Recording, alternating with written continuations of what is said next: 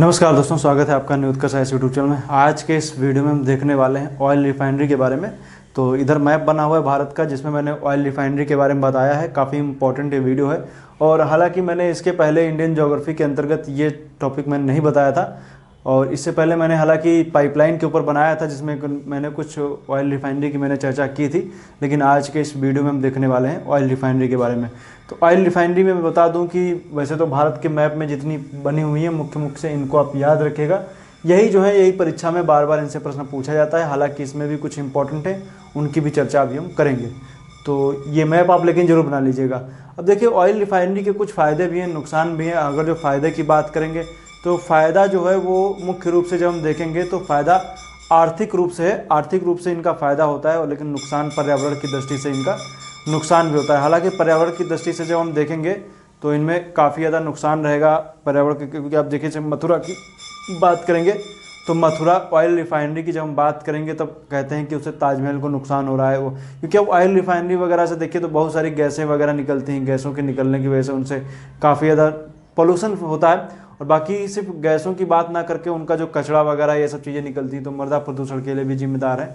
बाकी वायु प्रदूषण के लिए भी जिम्मेदार हैं। वहाँ आसपास के लोग जो रहते हैं तो वहाँ पर आप देखेंगे जो जो केमिकल फैक्ट्रियाँ वगैरह होती हैं उनके आसपास आप देखेंगे तो बहुत से ऐसे लोग होते हैं जिनकी जो खास करके जो जल निकासी का कुशल प्रबंधन ना होने की वजह से जो होता है, पानी जो होता है वो मुख्य जैसे नदी में नाले में से चला जाता है। इस वजह से आमतौर पे देखें तो लोगों के जो आसपास के जो खेत वगैरह होते हैं, जो सिंचाई करते हैं तो उनमें जो वो जो कचरा जो निकला हुआ पानी अगर जो खेतों में जाता है तो कहते हैं जो गेहूं की फसल है, जो भी फसल है, उसको नुकसान पहुंचाता है। और फिर जब लोग खाते हैं उससे फसल उत्पादित होती है तो उनको भी नुकसान उससे पहुंचता है। आसपास के जगहों पर देखेंगे तो लोग इस तरीके के मिल जाते हैं जो अपाहिज हो जाते हैं, या ऐसे कहें तो उनको इस तरीके की समस्याएं देखने को मिलती हैं। उद्योगों की समस्याएं हैं। हालांकि जब हम देखेंगे तो ऑयल रिफाइनरी के संदर्भ में जब हम देखेंगे तो मुख्य रूप से हम देखेंगे सल्फर डाइऑक्साइड वगैरह से वायु प्रदूषण होता है। आइए थोड़ा सा देखते हैं ऑयल रिफाइनरी के बारे में। नुकसान और फायदे मैंने दोनों बता दिए। फायदा आर्थिक रूप से होता है, देश की अर्थव्यवस्था को फायदा होता है। और कह सकते हैं कि उस ऑयल रिफाइनरी की वजह से आप देखिए जो जितना भी जो पूरा उद्योग धंधे सब चलते हैं वो पूरी तरीके से पेट्रोलियम इंडस्ट्री पे कहे पेट्रोल पे डिपेंड होते हैं। तो एक तरीके से कह सकते हैं आर्थिक फायदा होता है। नुकसान जब हम देखेंगे तो मुख्य रूप से पर्यावरणीय दृष्टि से जब देखेंगे तो नुकसान होता है। और कह सकते हैं रोजगार के अवसर पैदा होते हैं। इतनी इंडस्ट्रीज वगैरह या कहें कि जो इतने रिफाइनरी वगैरह चल रही है तो इसमें बहुत लोग रोजगार भी उनको मिलता है। लेकिन आइए देखते हैं मुख्य रूप से जो प्रमुख हैं उनको हम देख लेते हैं। आप मुख्य रूप से यह जानिएगा कि कौन सी कहाँ पर है, सुमेलित करने के लिए इसे प्रश्न पूछे जाते हैं। तो शुरुआत करते हैं, आइए यहीं से शुरुआत करते हैं। सबसे पहले हम देखेंगे तो ये देखिए पानीपत हरियाणा में है और मथुरा यूपी में। दो ऑयल रिफाइनरी, पानीपत हरियाणा में और ये मथुरा यूपी में है। तो दोनों को याद रखिएगा, मथुरा यूपी, पानीपत हरियाणा में, दोनों जगहों पर हैं। अब इसमें जब देखेंगे तो दोनों जो है इंडियन ऑयल के हैं, Indian oil corporation, Indian oil की दोनों हैं रिफाइनरी, याद रखिएगा। बाकी बरौनी बिहार में है, ये भी इंडियन ऑयल की है। और इधर जब हम देखेंगे तो बोनाईगांव, गुवाहाटी, डिगबोई, नुमालीगढ़, ये सभी की सभी जो हैं वो आप देखेंगे वो आसाम में पड़ती हैं, आसाम में।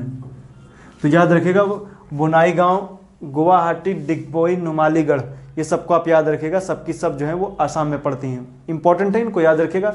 बाकी हल्दिया पश्चिम बंगाल, देखिए ये जो तीनों हैं बोनाईगांव, गुवाहाटी, डिगबोई, ये दोनों सभी Indian oil corporation, Indian oil के हैं। तो और बाकी जो नुमालीगढ़ है, ये नुमालीगढ़ कह सकते हैं, नुमालीगढ़ ही नाम से एक कह सकते हैं कंपनी, उसी के नाम पे नुमालीगढ़ है। तो बाकी हल्दिया वेस्ट बंगाल, याद रखिएगा, पश्चिम बंगाल में, पारादीप उड़ीसा में, दोनों इंडियन ऑयल की। विशाखापत्तनम है, तातीपाका है, और तातीपाका ओएनजीसी, विशाखापत्तनम जाने दीजिए।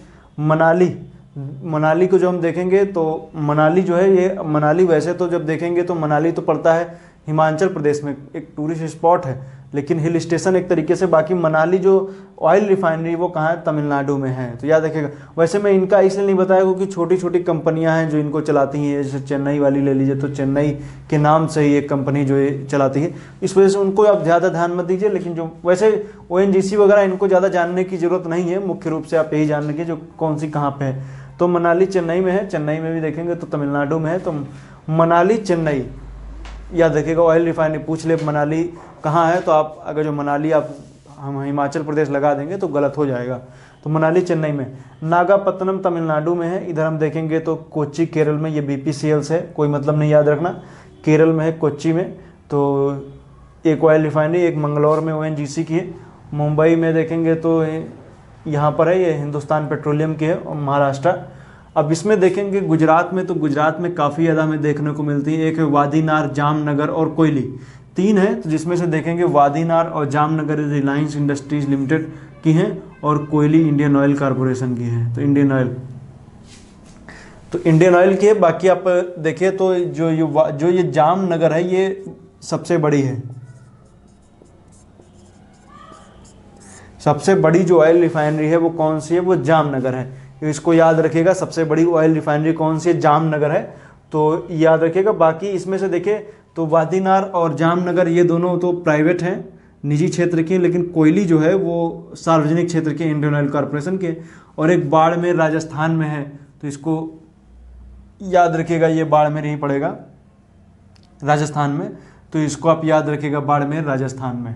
और जब हम देखेंगे ये RPSC या कोई भी राजस्थान स्पेशल के पर्पस से देखेंगे तो ये इंपॉर्टेंट हो सकता है। बाकी हो सकता है नॉर्मल में मिलाने के लिए आ जाए, सुमेलित करने के लिए, तो आप इसको याद रखिएगा। भटिंडा जब देखेंगे तो ये पंजाब में भटिंडा पड़ता है, और पंजाब में, तो ये भी एक ऑयल रिफाइनरी है, इसको याद रखिएगा। और एक ऑयल रिफाइनरी है बीना में। बीना कहाँ है? MP में है। बीना MP में। तो MP में एक ऑयल रिफाइनरी है, इसको याद रखिएगा। हालांकि ऑयल रिफाइनरी में देखेंगे तो इसमें जो मुख्य रूप से जब हम देखेंगे ऑयल रिफाइनरी में, तो जो यहाँ से जो तेल वगैरह होता है, तो पाइपलाइन वगैरह, गैस वगैरह जो होती हैं, पाइपलाइन के जरिए एक जगह से दूसरी जगह पर ले जाया जाता है। जैसे HBJ पाइपलाइन और बरौनी, डिगबोई, या और भी जगह जगह पे देखेंगे तो बहुत सी पाइपलाइनें वगैरह पूरी बिछाई गई हैं। तो उनके जरिए क्या होता है कि एक जगह से दूसरी जगह पर जो कच्चा माल है या ये सब चीज़ें आती रहती हैं। तो इसमें आप याद रखिएगा। हालांकि बहुत से आप देखेंगे तो बहुत से पेट्रोलियम उत्पादन के क्षेत्र भी हैं, जैसे बॉम्बे हाई हो जाए, इधर डिगबोई ले लीजिए, इधर राजस्थान के कुछ एरिया में देखिए तो तेल वगैरह मिलता है। बाकी गुजरात का क्षेत्र है, ट्रॉम्बे महाराष्ट्र का एरिया ले लीजिए। तो ये सब जो बहुत सी जगह हैं जहाँ से पेट्रोलियम का उत्पादन होता है। हालांकि पेट्रोलियम के उत्पादन के ऊपर भी मैंने वीडियो नहीं बनाया, लेकिन आने वाले समय में मैं इसके ऊपर एक वीडियो बना दूंगा कि पेट्रोलियम का उत्पादन भारत में कहाँ कहाँ पे होता है, उसके ऊपर मैं वीडियो बना दूंगा। हालांकि इस वीडियो को आप ज़रूर एक मैप बना लीजिए। मैं ये चाह रहा हूँ कि आप लोग इसका स्क्रीनशॉट वगैरह ले लें। स्क्रीनशॉट ले करके भारत के मानचित्र पर चीज़ों को जब आप डिनोट करेंगे तो चीज़ें और भी आसान हो जाएंगी, और आप बहुत आसानी से इनको याद कर सकते हैं। तो सभी इंपॉर्टेंट हैं, जितनी मैंने बताई हैं सबको याद रखिए। जैसे मथुरा तो आप बिल्कुल जबान पे होना चाहिए, तो आप जान ही रहे मथुरा। बाकी जैसे मनाली याद रख लीजिए, नुमालीगढ़ याद रख लीजिए, डिगबोई या बोनाई गांव याद कर लीजिए। इधर आप देखिए तो जामनगर या वादीनार पूछ लेगा तो देखिए अलग सा नाम लग रहा है, वादीनार। तो वादीनार याद रख। कोयली बहुत बार पूछा गया, और वैसे कोयली आप जान ही रहे कहाँ है, गुजरात में। और इधर मुंबई जानी जाएंगे, मंगलोर, कोच्चि जानी जाएंगे। और तातीपाका भी याद रखिए, बहुत बार इंपॉर्टेंट में है तातीपाका में, इनसे बहुत बार प्रश्न पूछा गया तातीपाका। ONGC भी इसका याद कर लीजिएगा कि ONGC द्वारा संचालित है। बाकी पारादीप एक बंदरगाह भी है, आप जान ही रहे हैं, और ये उड़ीसा में।